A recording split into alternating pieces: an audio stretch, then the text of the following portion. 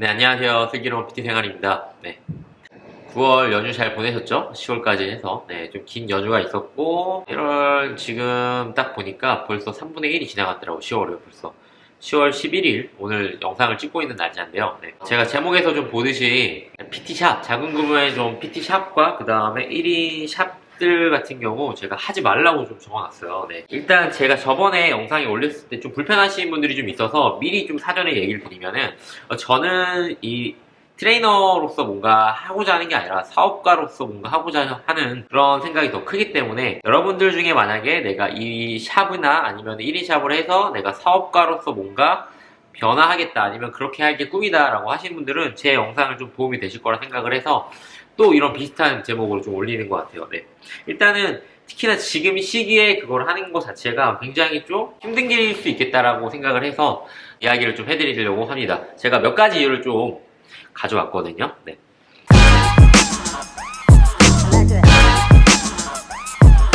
일단 제가 생각하는 작은 샵들 그리고 1인 샵들 하지 말라는 이유는 첫 번째가 뭐 여러분 다 아시겠지만 너무 많아요. 예. 주변에 너무 많죠. 예. 샵들이랑 이런 것들이 헬스장도 그렇고 근데 만약에 여러분이 봤을 때 이 동네에는 진짜 아무 운동시설이 없다 그렇다고 하면은 하실만 하죠. 예. 근데 서울이랑 경기 웬만한 사람들이 다 알고 있는 부분 지역에서는 대부분 다 있을 거예요. 예, 그리고 대부분 여러분들이 샵을 차리려고 하시는 분들은 내가 잘 알고 있는 동네 시장으로 가시는 게 어떻게 보면 조금 성공하기 쉽거든요. 네, 그래서 여러분들이 만약에 그런 지역을 봤을 때 주변을 보시면 사실 굉장히 많은 운동센터들 그 다음에 종류가 다르더라도 뭐 필라테스 샵 아니면 뭐 요가 등 아니면은 중소형 아니면 대형 헬스장들이 있을 거예요. 예. 이게 뭘 말하냐면은 무한 경쟁이에요. 예. 저희가 작은 샵으로 들어갔을 때 이 업체들하고 노출이 잘 돼야 되고 그 다음에 뭔가 특별한 프로그램이 있거나 아니면은 탤런트가 좀 있어서 회원님들이 제등록을 잘해야 되는데 여러분들이 생각하실 때 내 개인이 그런 능력이 출중하다라고 하시면 되거든요. 진짜 부지런하셔야 되고 또는 특별한 탤런트가 있으시면 하시면 되는데 그게 아니시면 되게 많이 힘든 시간을 겪을 수도 있어요. 그리고 특히나 지금 시기에는 말이죠. 예. 그리고 제가 볼 때 앞으로 더 많은 매물이 나올 것 같다 생각을 해요. 지금 벌써 여주시 끝나고서 딱 들어가 보니까 매물들이 엄청 많이 나왔더라고요. 제가 예전에 헬스장에 들을 때는 이런 생각을 좀 했어요. 주변에 PT샵들이 생겨봤자 경쟁 상대가 아니다. 예. 헬스장에서는 제가 PT샵들이 뭐가 생기든 말든 상관도 안 했거든요. 예. 외출에 크게 영향이 없었어요. 예. 제가 그래서 PT샵을 차렸을 때 헬스장을 바라보는 시선이 똑같았어요. PT샵이랑 헬스장은 다른 영역이겠지 라고 생각을 했고 그렇게 했고 근데 제가 차렸을 때 코로나가 터지면서 PT샵이랑 그런 약간 프라이빗한 데가 잘 됐어요. 예. 그렇기 때문에 그때 생겼던 샵들이 한 1, 2년 잘 됐을 거예요. 예. 그리고 그런 과정에서 이제 코로나가 끝나는 걸 봤는데 똑같을 줄 알았는데 아니더라고요. 저희는 그러니까 헬스장은 작은 구매 센터 그다음에 다른 그런 종류의 뭔가 운동시설을 생겼을 때 영향이 그렇게 크지 않아요. 근데 PT샵 같은 저희 작은 센터들은 커요. 왜냐면은 매출할 수 있는 수익을 창출할 수 있는 게 PT 매출밖에 없기 때문이에요. 근데 저희한테 올 수 있는 사람들이 다른 경쟁업체가 생겼을 때 갈 수 있는 확률이 높단 말이에요. 특히나 그러고 옆에 대형 센터가 생기면 헬스장이 생기면 PT샵 같은 경우는 몇 달 동안 신규 유입 줄어들 거예요. 지금 제가 두 번째 이유로 말해드릴 경제 상황이랑 좀 맞물리는 이야기이기도 한데 어찌 됐든 간에 너무 많고 경쟁업체들이 너무 많아요. 근데 내가 선택하는 게 이런 작은 규모의 PT샵이고 1인 1센터다라고 했을 때 경쟁업체가 하나 둘씩 생기면서 한 달, 두 달 어쨌든 피해적인 부분이 생길 거예요. 그 내가 말하는 피해는 신규가 적게 들어온다는 거죠. 네. 그래서 그런 너무 많고 약간 과열된 이런 시장에 굳이 작은 규모의 PT샵으로 내가 차려서 할까라는 생각할 때 저는 좀 뜯어 말리고 싶네요. 예. 그리고 두 번째로 요즘에 경제 상황인 것 같아요. 경제가 사실 너무 안 좋아요. 예. 그런데 예전에 제가 10년 전에 일했을 때도 대표님이 그런 말 했어요. 경제가 너무 안 좋은데 왜 헬스장을 하려고 하냐 그런 말을 듣고 자기는 했는데 잘 됐다 이런 말씀 하셨거든요. 맞아요. 예. 사람들이 요즘에는 약간 좀 무덤덤한 것 같아요. 경제 위기다, 경제 위기다. 진짜 그죠? 근데 그런 위기를 들었을 때 작년에도 재작년에도 맨날 들었던 얘기니까 그러겠지라고 생각하시는데 올해는 조금 느낌이 좀 다른 것 같아요. 실제로 부동산, 뭐 이런 PF들, 그리고 금리, 연준, 이런 것들을 좀 바라봤을 때 여러분들도 사실 이런 것들에 대해서 조금 민감하게 좀 반응을 하셔야지 도움이 되실 것 같아요. 제가 좀 여기 창업을 할 때 추천드리지 않는 곳 중 하나가 신도시거든요, 요즘에는. 일단은 신도시 했을 때 이런 임대가 비싸기 때문에 들어갔을 때 유지비가 많이 나오기 때문에 이걸 유지하는데 좀 힘들다라고 얘기를 했고 수익이 많이 안 날 수 있다라고 얘기를 했고 두 번째로는 요즘에 신도시에 이제 아파트 대출을 많이 끼고 들어가신 분들이 여건이 좋지 않다라는 거. 그렇다면 여가 생활을 많이 줄인다는 거. 그렇기 때문에 그런 타격이 저희 같은 서비스업에 바로 직격탄으로 온다는 거. 되게 약간 제가 뭐 경제학자 뭐 이런 건 아니지만 이런 것들에 대해서 좀 민감하게 좀 많이 바라보고 그런 거에 대해서 많이 공부를 하고 있다고 보시면 돼요. 여러분들도 이거를 좀 느끼시는 순간이 분명히 올 거예요. 예. 요즘에 사람들이 소비 형태나 지출에 대한 그런 파이나 그 다음에 여가에 대한 그런 생각들이 많이 달라졌는데 그런 달라짐에 있어서 과연 큰 돈을 들여서 PT를 할까? 쉽지 않죠. 그러면 여러분들이 선택할 수 있는 건 대부분 가격을 낮추는 거예요. 가격을 근데 낮추면 그때부터는 굉장히 힘든 시간들이 올 거예요. 일단 매출이 잘 나왔다고 해도 그 수업을 처리하는 데 있어서 누가 처리할 거예요?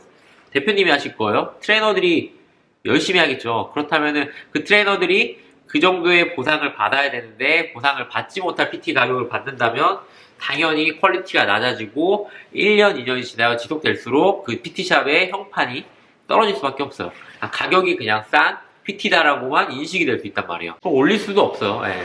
그러니까 여러 가지로 경제 상황이 지금 안 좋다라는 거. 근데 우리가 굳이 1인샵으로 또는 PT샵으로 해서 어느 정도 가격대를 어쨌든 딴 데보다 높기 때문에 그렇게 뭔가 경쟁을 하려고 한다면 쉽지 않다라고 얘기를 하고 싶어요. 네. 이거는 좀 개인적인 생각인데 세 번째로는 노력 대비 보상이 좀 적어요. 네. 여기서 좀 전제 조건은 대표님들이 수업을 뛰고 있으면 조금 다를 수는 있어요. 왜냐면 대표님이 실제로 뛰면 PT 가격 그대로 내 수익이니까요. 근데 그렇지 않은 분들, 트레이너를 두고 쓰시는 분들, 그 다음에 나랑 어쨌든 수업을 좀 적게 하고 운영체제로 가시려는 분들한테는 노력 대비 보상이 한계가 명확해요. 왜냐면은 이 작은 샵은 규모가 정해져 있고 공간이 정해져 있기 때문에 저희가 이 공간 안에서 트레이너들이 한 시간에 수업을 몇 개 하느냐가 한 달의 수업량을 결정하고 그 수업량에 따라서 내 수익이거든요. 근데 규모가 정해져 있기 때문에 트레이너들이 수업할 수 있는 그런 수도 정해져 있어요. 그렇기 때문에 수익 자체가 생각보다 크지 않을 수 있어요. 그게 연차가 계속될수록 명확해질 거고요. 예. 만약에 내가 이 정도 받는 보상에 괜찮다라고 하시면 뭐 그대로 하셔도 되지만 제가 볼 때는 매해마다 올리셔야 되거든요. 왜냐면 저희가 PT샵을 차리거나 1인샵을 차리시는 분들 나이대가 빠르면 20대 후반? 그죠? 아니면 30대 초반이란 말이에요. 그랬을 때 그 정도 보상으로 만족하실 거 아니잖아요. 예. 더 좋은 차, 더 좋은 집, 더 좋은 환경, 더 좋은 것들을 입고 쓰고 하려고 하시는 거잖아요. 그렇죠? 그러면 더 많이 벌어야 되는데 한계가 명확해요. 그래서 그 다음에 대한 대비나 계획을 세우지 않았다면은 생각보다 빠르게 지칠 수밖에 없어요. 그래서 제가 볼 땐 작은 구매 PT샵이 오랫동안 유지되지 않는 이유 중에 하나가 이거라고 생각을 해요. 네. 보상이 좀 적다. 네. 대부분 이런 샵들을 좀 팔고 대형 센터로 넘어가는 것 같습니다. 근데 대형 센터로 가서 과연 잘 될까? 이것도 사실 의문이죠. 네. 이런 부분들에 대해서 여러분들이 잘 생각을 해봐야 돼요.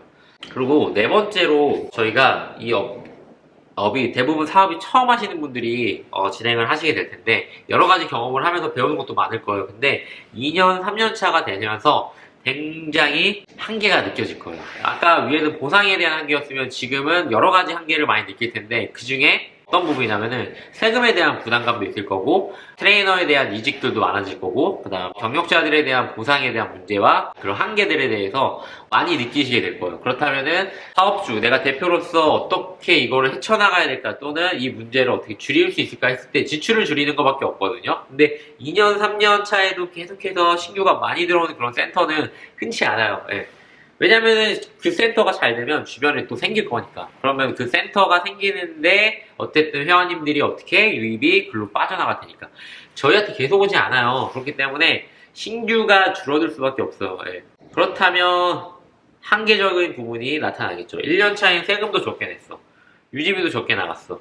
근데 매출이 잘 나왔어. 돈도 많이 벌었어. 근데 그 돈을 막 썼어. 2, 3년 차에 세금이 많이 나오고 트레이너 이직하고 트레이너 수업해야 되는데 수업할 사람 없고 그다음 경력자들 돈 더 줘야지 남아있을 것 같은데 이런 거에 대한 한계를 많이 느끼신단 말이에요. 2, 3년 차가 되면은 그러니까 제가 말하는 부채, 수업이 남아있는 것들, 그걸 처리해야 되는 것들이 생기고 직원 관리가 좀 어렵다고 많이 느끼실 거고 신규 유입이 줄면서 여러 가지 문제가 발생이 되고 한계적인 부분을 많이 생각하게 될 거예요. 네. 제가 일단 크게 한 4가지 정도로 정리해 봤는데 그러면 뭐냐? 그럼 샵을 하지 말라는 거냐? 저는 지금은 좀 하지 말라고 얘기하고 싶어요. 네. 근데 만약에 내가 샵을 해야 되는 그런 시기고 상황이다라고 하면은 하시면 돼요. 어떤 샵을 기존에 나와 있는 샵을 인수하셔도 너무 좋고요. 네.